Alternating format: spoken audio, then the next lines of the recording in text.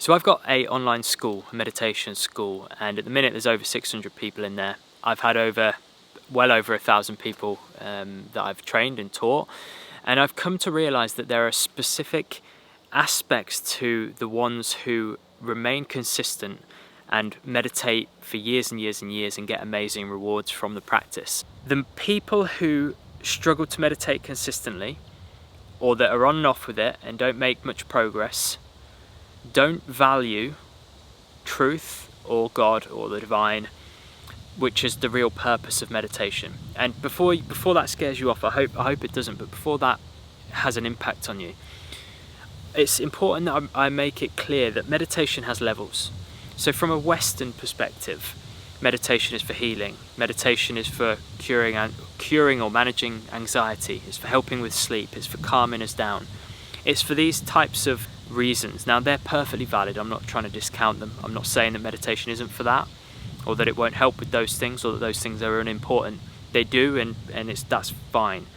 However, if you're only meditating for those reasons, as soon as you've resolved those, or you feel somewhat head above water with those particular problems, you've got no reason to meditate, and it drops off. The interest isn't there, life consumes you, and before you know it, you've stopped. So those reasons rarely motivate people to meditate consistently for year after year after year. And of course there's going to be outliers to this rule, but generally speaking. And as I touched on before, the real reason for meditation, or the real purpose behind it, the real reason it's there, is to take us to truth. It's a tool to allow us to go within ourselves and experientially, step by step, realise who we really are. It's a tool to take us from ignorance to knowing, from the human being to the divine aspect of ourselves. It's a spiritual endeavour, a spiritual journey. And this will no doubt turn a lot of people off, but it's the truth of the matter. And I know that to be the case because I've had so many different experiences, spiritual experiences myself, and transformations myself, and also have seen hundreds of other people have similar things, that I know without question. I know that I'm a spiritual being because I've had out-of-body experiences. I've been out of body. I know it to be the case. So I'm talking from a place of certainty and direct experience. We are spiritual beings having a human experience. And the purpose of meditation is not for bliss, it's not for peace, it's not to calm the mind. They're all things that need to happen along the way, but the highest goal, let's say, of meditation is to realise who we are, is to realise God or the divine. Now, the people that have that goal in mind, and I'm calling it a goal, that might not appeal to some of you, but people who are aspiring for that realisation are generally the ones who are able to meditate consistently long term, because they've now set themselves a target which is not temporary, in as much as it's not something that you're going to cure probably tomorrow and then have no reason to meditate again. And I mean, if you become God realised, you have no reason to meditate anyway, so that's a different thing altogether. But if you can set your sights higher, is really what I'm saying, and not just strive for these very peripheral, superficial types of benefits, which are amazing and beautiful and will come. Strive higher, strive for the top, strive for truth. The yogis, the great masters, the mystics, the enlightened beings, they strove for truth. They went right to the pinnacle. They wanted to know exactly who they were. And I encourage you all to set your sights higher if that's not already where you set your sights. The other thing that I would add to this, and this is also very important, because that's a very difficult goal to excite ourselves about. For some of us, that's a difficult goal to excite ourselves about. So you might understand this. You might say, okay, yeah, I understand meditation is about the realization of God. It's about understanding who I am. Well, that's very hard to be excited about because I have no concept of who I am or what God is.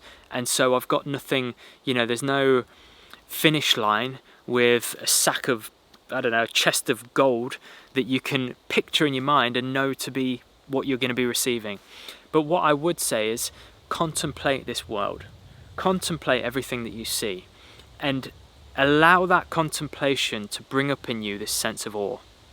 So just look at, for example, look at it like this. The other day I was in the garden. I was in my girlfriend's mum's garden, in fact, and I was sat down, and she's got a beautiful garden with loads of different plants. It's full of flies and bees and insects, and there was a bee moving from flower to flower, and I was just in awe of it. I just thought, how amazing! It's all it cares about is that nectar. It's just moving from one flower to the next. And I did a bit of googling about bees, and I stumbled across this fact that there are, and I checked this, I fact checked it, there are 20,000 species of bees in existence. 20,000 across the world, different species of bees. Think of just how magnificent, how incredible a divine entity or being or energy or God or whatever you want to call it must be to have created this entire universe, that just that one type of creature has 20,000 species within it. You know, look at the human body. Look how incredible the human body is.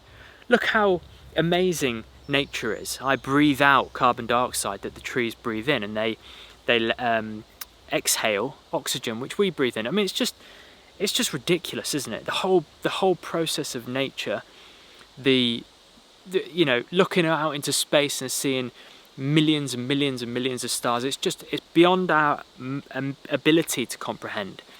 And I think sometimes just simply contemplating nature, look at a mountain, look at a river, look into space, and think there's something behind this. This didn't just appear one day. There's something behind it. There's a creator behind this, and you can call that what you want. But try to find that excitement for the realization of that creator. Try to find your excitement for delving deep into the mystery of all of this. And the final point that I wanted to share with you, the final thing that I wanted to talk about was I derive a lot of, I don't know what the word would be, pleasure probably isn't the right word, excitement, comfort. I enjoy the fact that this is a path less trodden. I enjoy the fact that most of the people around the world, generally speaking, are occupied with working, with going to the pub after work, having a beer, having a takeaway, going on a holiday once a year, and they don't aspire for anything more than just the basic needs of a human being. And that's fine, there's nothing wrong with that. Everyone's in a different position in their journey. But I find it quite exciting that, for me personally at least, I'm treading this what feels like unusual, unique, personal path.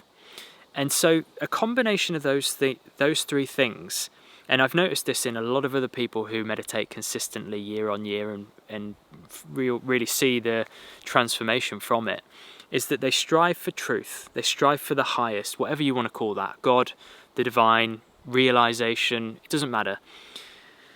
I forgot what the other one was. They find it exciting that they're the only ones that are doing it. I forgot what the other one was, but you will remember now. I've made this video totally off the cuff, but I hope you find this video helpful, and that you're able to use what I'm saying to refine how you think about meditation in order to make it long term, to really embed it as something that you do. Because if you just meditate because it calms you down and there's nothing really more than that, that is absolutely fine, but it's very hard to maintain long term because it's not particularly rewarding, or that particular thing will be returned to you quite quickly, and then you've got no reason to continue. So I hope the video is helpful. Please let me know what you think in the comments, and if you're interested in having some support, having some accountability, having people around you who can inspire you and help you and you can learn from, then feel free to check out my online school. Links in the description. Thanks so much. See you on the next one.